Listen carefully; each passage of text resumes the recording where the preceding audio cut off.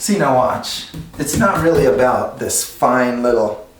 I like to make all the little puffs by getting some of that darker color and going like this along the edges.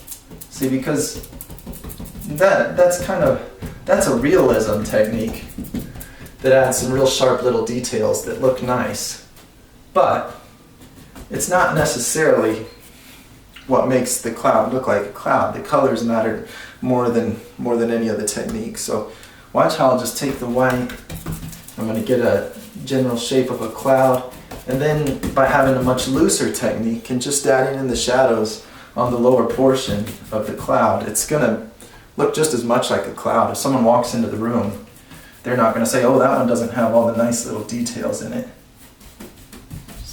Just put the darker, grayer color down here. See, it's just a back and forth wisp with the brush, keeping it pointed at the wall while I'm doing it. I'll turn it around and use the point to make little wispies or whatever, but again, not necessary. Here, I need to stay on track here. See, I bring the shadow up just like I did. I'm just skipping the small details. Get more of that gray. As dark as it'll go on the bottom.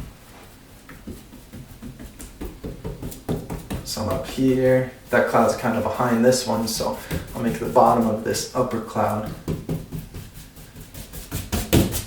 And then watch me fade in white. Coming back and brightening up the upper middle of the cloud. See, just very loose technique.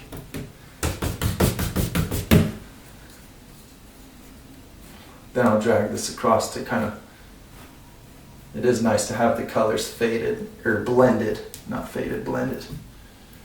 Blended together. Now that to me is just as good of a cloud, just a different technique. And since I love doing details, I do it the other way.